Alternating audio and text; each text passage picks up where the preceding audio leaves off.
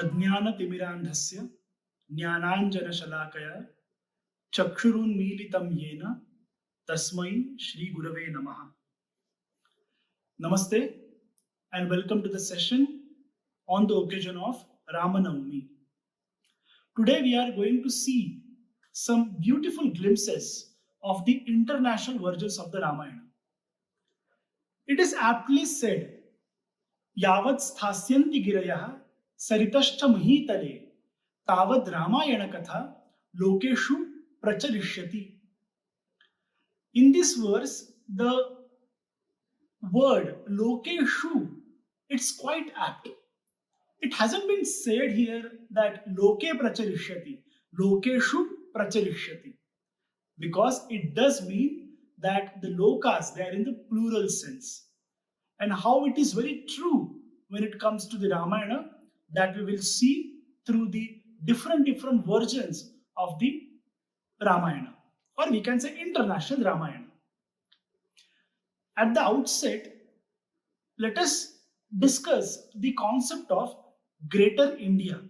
What do we mean by Greater India? Bruhattar Bharat. Bruhattar Bharat includes not only India, but also the Java, Bali, Sumatra, Indonesia, Myanmar, and all such countries, that is Southeast Asian countries. Not all, but some. And when migrations happened from India to these Southeast Asian countries, Bruhattar Bharat, the Greater India, that those specific regions, we also took our culture with us. So majorly migrations happened from Tamluk, that is the ancient name is Tamarlipti from the West Bengal, Palura from Odisha, and today's Machilipattanam, that is ancient name is Masulipattanam from the Andhra Pradesh. And when we traveled, we also took our language, Sanskrit, Indian culture, all beautiful glimpses of the Indian culture, and of course, two great Indian sagas, that is the Ramayana and Mahabharata with us. And we helped them to spread in those countries. And surprisingly, all these things, the Indian culture, the Ramayana, Mahabharata, they became extensively popular.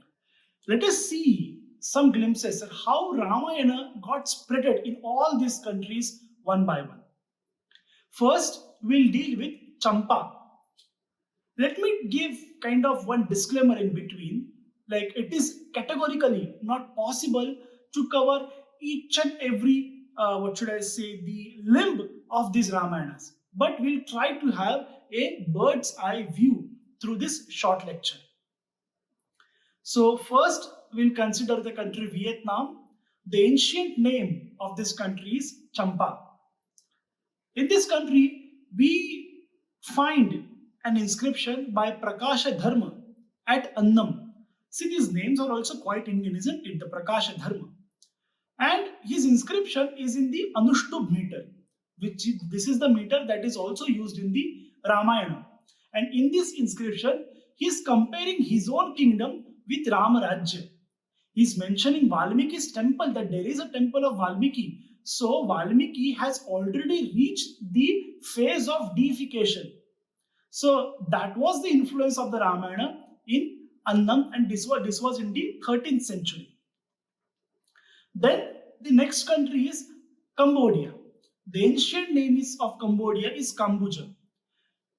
Right from the ancient period, we had the marital, the marine, as well as the financial, economic, social relations with this country. King Bhuvanavarma's inscriptions, 13th inscriptions, it mentions a Samavedi Brahmana. This king built the temples, donated the manuscripts of the epics to the temples. Like in India, we see in the temples, we do some patha of some scriptures. It can be Ramayana, it can be Jnaneshwari, it can be Bhagavad Gita. So he donated these manuscripts to the temples, and he made sure that these manuscripts will be read in those temples. And those manuscripts were especially of the epic manuscripts. In the same country, we are having the largest temple in the world, that is the Angkor Wat. This is the biggest temple in the world built by Surya Varma. And it takes like sometimes so many days to see the beautiful edifices of this temple. And if you visit the temple, you will observe that some panels are dedicated to the Ramayana in the Angkor Wat, in this temple, in the Angkor Wat temple. And we see the panels dedicated to Sita Swayamvara, Marichavada, Rama Ravana Yuddha, and so on and so forth.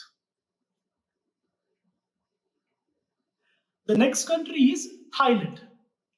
The Thai version of Ramayana is called as Ramakeen. Ramakeen means what? Ramakirti. It's slightly different than our Ramayana. See, in this country where we see a greater influence of Buddhism, there they had a little bit different story of the Ramayana. What is that story? That we will see in the end. Okay, but let us have one small comparison between Valmiki's Ramayana and Thai Ramayana, that is Ramakeen. Valmiki's Ramayana has total 24,000 verses. Chaturvimshati Sahasri Samhita we call. Thai Ramayana is more than double the Valmiki Ramayana. The Thai Ramayana, Ramakeen, has 50,000 to 86 verses. Valmiki's Ramayana explain the story of Surya Vamshi kings. But the Thai Ramayana, it explains the story, or it narrates the story of Chakri kings. The name Chakri, it's Vishnu's one of the epithets, the one who holds chakra, that is a discus. Valmiki's Ramayana mostly explains the incidents happened around Ayodhya. So mention of Ayodhya is there. In Thai Ramayana, we see Ayodhya. And the Valmiki's Ramayana tells the story about the king Dasharatha, Rama, etc. In Thai Ramayana, we have the stories of King Rama 1, King Rama 2, and so on and so forth. So many similarities are there. And later you will see that each and every version of the Ramayana, they felt that this Ramayana happened in our own country. It did not happen somewhere far in India. It happened in our own country. And that's what I think the success of Ramayana, I feel that we will see anyway in due course of time. Then the next country is Indonesia. The Indonesian version of Ramayana is Serenkand and Kakawin. If you visit Indonesia still, especially at Prambanan, you will see Wayang Kulita. They have these leather cutouts, and those kind of puppet shows are there. And puppet shows, through the puppet shows, they depict the stories of the Ramayana, several incidents from the Ramayana. And still at Prambanan, we see all those kind of traditional folk art. Let us have one more comparison between the Valmiki Ramayana as well as the Indonesian Ramayana. Again, in Valmiki's Ramayana, we have the city Ayodhya. In Indonesian Ramayana, they have the city called Ayodhya Karta. Ayodhya Karta is nothing but the ancient name of Jakarta. So scholars, they give this derivation of this word Jakarta as Ayodhya Karta, Jogya Karta, and Jakarta. This is what these steps of course, there are some phonological losses and all those things. Let us not focus on that currently, but this is how the explanation is given of the word Jakarta, from Ayodhya Karta to Jakarta. In Valmiki's Ramayana, we see the river Sharayu. In the Indonesian Ramayanas, we see the river Serayu. In Valmiki's Ramayana, we have Kishkindha. In Indonesian version of the Ramayana, we have Kiskanda. Again, in Valmiki's Ramayana, we have Setubandha. And in the Indonesian version of the Ramayana, we have Situbenda. See, so many similarities are there. And they claim this Ramayana is ours only, it's not yours. Then, Malaysia. Malaysian version of Ramayana is Hikayat Seri Ram. Malaysia, although it's kind of a Muslim populated country, but still they admire, they are preserving, they are protecting Ramayana to the fullest. There are so many funny things in this Malaysian version of the Ramayana, like marriage of Lava and Indrajit's daughter. Kusha is getting married to a Rakshasa Kanya, And there are several marital alliances with so many Vanara leaders and the widows of Ravana. After Ravana's death, all the widows of Ravana, okay, they were kind of accepted by the Vanara leaders. So kind of so many funny things that we do not see in the Valmiki's version of the Ramayana, and we cannot even imagine about such stuff. Of course, Malaysia is an island. So right from the ancient period, they are very much concerned, focused about their navy. So the highest post in the Malaysian navy, the name of the post is Laksamana. Not only the highest post, but there are other top level posts in the Malaysian navy. They're having the name Laksamana in the post, in the names. So Laksamana Armada, Laksamana, Laksamana Madhya, Laksamana Muda, Laksamana Pertama. All those posts, they are having the word Laksamana. Why? Because Lakshmana was the commander-in-chief of Rama's army. So they are preserving that culture. They are preserving the thing in this way. Isn't that very admirable? That's a very, very wonderful feature of one of the preservations of the Ramayana. Then Laos. The Laotian version of Ramayana is the Fra Lam Fra Hak. In the Laos, Ramayana must have reached somewhere around the 13th century CE, little bit later. But again, in the Laotian version of Ramayana, what it seems so that they are using the characters like Rama, Sita, Hanumana, but it can be assumed or it can be felt there that they are telling somebody else's story through the Rama's character. Because in this Ramayana, Hanumana is a son of Ram and Sita. So after marriage, Ram and Sita, Sita consumed some magical fruit. And after that, she was blessed with a kid, with a boy, that is Hanumana. So many the travel and so many mismatchings are happening in this types of Ramayana. Then our neighboring country, that is Myanmar or Burma or Brahmadesha.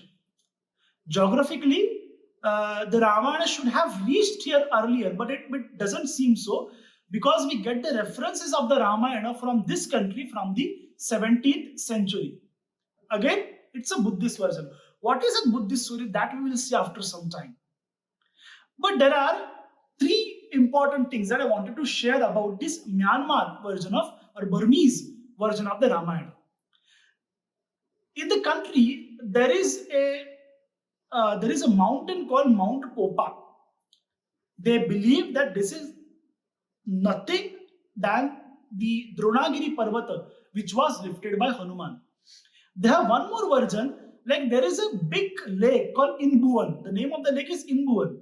So they are having this belief that like when Hanumana, he lifted the Dronagiri Parvata or that Mount Popa, which is very much famous for the medicinal plants. So when he lifted the Mount Popa, of course, there was a big hole. So once he took that mountain there, so in that place, there's the belief that there was a creation of a big lake. That is the Inbuan lake in the Myanmar. This is what their belief. In this version of the Ramayana, Ravana doesn't come as a wicked or a cunning character. Ravana comes as a funny character. The employment of Ravana in this very version of the Ramayana is for the creation of Hasyarasa. And in the same version of in the same country where we see this Ramayagana version of the Ramayana, we see some Ramayana clubs for the spread of Ramayana, for the study of the Ramayana, for the preservation of the Ramayana. I think we should learn a lot. We Indians, we should learn a lot from these countries. Like we also believe Ramayana happened here, but how much attention we give for the enhancement or the growth or the preservance of the epic, that is a matter of introspection, I believe. Then we'll see three countries at a time, that is China, Japan and Sri Lanka. So in China, we do not see any direct version or any full-fledged version of the Ramayana, but in the Chinese Tipitaka, which is not found in India, that is Anama Jataka, we see the similar story like the Ramayana, where Rama is Bodhisattva. Surprisingly, Rama and Sita, they are the siblings, and so many things. So this kind of funny story, or this kind of story which is kind of getting continued in all the Buddhist version that we will see. And it is said that Chinese knew the Ramayana from the 3rd century, it seems, means from that much early period, they were kind of aware of the Ramayana. Then the Japanese version of the Ramayana is Hobutsushu, and one more version is Sambo Ikotoba. In the Hobutsushu, of course, they are using Rama to perpetuate or to spread the Buddhist philosophy. So in the Hobutsushu, we see the similar attempts, because in the Hobutsushu, we see a lot of focus on one of the important Buddhist concept, that is pranidhana. And the second version of the Ramayana, Japanese version of the Ramayana, that is Sambo Ikotoba, there we see the Shravana Kumara story, which is there in the Ramayana, where Dasharatha gets a curse, and the rest is the known story. It does not go into the details of the story, but Shravana Kumara story can be seen in the Sambo Ikotoba. There are some Khotanese and Tibetan manuscripts available where we can guess this can be the Ramayana story, but those manuscripts are yet to be discovered more or yet to be studied more. That's why we cannot make any firm decision when it comes to the Khotanese and the Tibetan Ramayana. If we go to Sri Lanka, we have Kumaradasa's Ramayana, that is Janaki Harana. And this Ramayana is majorly based on one of the important grammatical texts, that is the Ravana Vadha by Bhatti, or the text is also called as the Bhatti Kavya. So these were the details about the Chinese, Japanese and the Sri Lankan versions of the Ramayana. Then I have been telling in this short lecture that what is this Buddhist version of the Ramayana. Okay, then let us have a look at it. There was a king of Varanasi, which is kind of very popular city in many Buddhist texts. Okay, and the Varanasi's king was Dasharatha. So from his first queen, he was blessed with 3 kids, Rama, Lakshmana and no Bharata, that is Sita. Rama, Lakshmana and Sita. That first queen, okay, unfortunately she passed away, and after her demise, king, the Dasharatha, he got married into some different queen, and she is just like Kaikeyi. She was also quite ambitious, and she was blessed with a boy, and his name was Bharata. Of course, like our Ramayana, that queen wanted to make Bharata as the king. So, and the same boon given by Dasharatha, that during this Putra Janma Prasanga, when he gets blessed with the boys, the Dasharatha gives boon to Kaikeyi. And as per the boon, Dasharatha is compelled to make Bharata as the king. But somehow Rama was there as the Jeshtha Putra, the kind of the eldest son. So Dasharatha was not in so favor of this.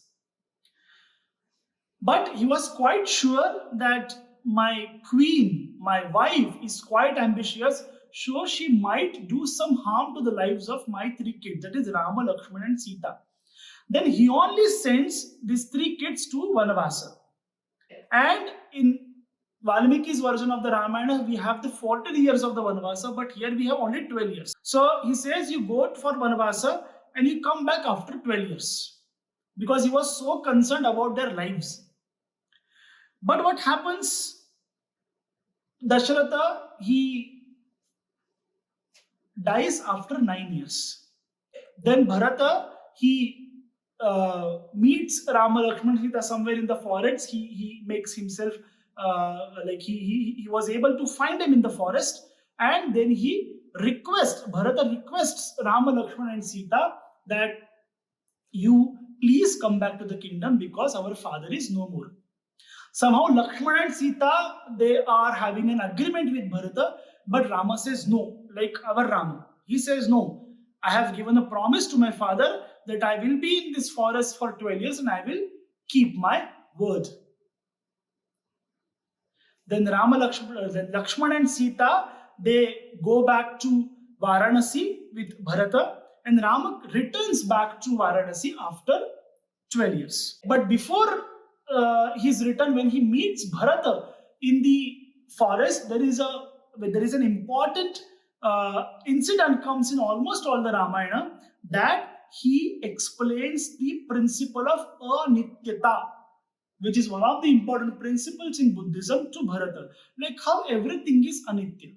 That this principle is also perpetuated in the Buddhist philosophy. And then Lakshman and Sita, they go back to Varanasi. After 12 years, Ram also returns back to his kingdom and he gets married to Sita. We get like surprised why this happens. Like technically they are siblings, but no, this is what the Buddhist version tells. The same we also saw in the Chinese version of the Ramayana, that is the Tipitaka, the similar version we saw there. He comes back to Varanasi, he gets married to Sita, and then he rules Varanasi for almost 16,000 years. This is a Buddhist version of Ramayana, which is usually seen in all those countries that we saw just now. In some countries, we gave Arya Pitrutva to Sita, like Sita's father must be Janaka, who was Arya, but or noble person. But in several countries, they gave Sita the Rakshasa Pitrutva. At so many versions of in the Ramayana, we see that the Sita is a daughter of Ravana. So many confusions, so many versions are there. We also have the Arabic, Persian, Urdu versions of the Ramayana. During Jahangir's period, we observe the one more version of the Ramayana, that is Dastan-e-Ram o Sita. Such a wonderful and romantic name, isn't it? In J. Finicio, a Jesuit missionary, this missionary person, he penned one more version of the Ramayana, or he penned the version that reached him, that is Liver the Saint. So this is what they're feeling in the entire world, like Rama belongs to the entire world. It is not the property or heritage of one country. So we saw it's Malaysia, China, Japan, Laos, Tibet, and many more regions that accepted the Ramayana. The Rama is our. And I think Rama is one of the texts in the world history, or whatever the known texts are there in the world history, that has that much big reach. So this is all about the international versions of the Ramayana, and let us meet sometimes later to discuss all these versions in detail. In this short period of time, it's not possible to discuss all the versions, but at least today we were able to see the different versions of the Ramayana, their basic stories, and why they are that much famous, and in what versions, in what forms these countries they are trying to protect and preserve and grow the culture of the Ramayana. So I thank the Bhandarkar Oriental Research Institute for giving me this wonderful opportunity. I also thank my student, Mr. Prithviraj, for this recording this lecture. He is sitting behind the camera. And I thank everyone. Thank you very much. Namaste.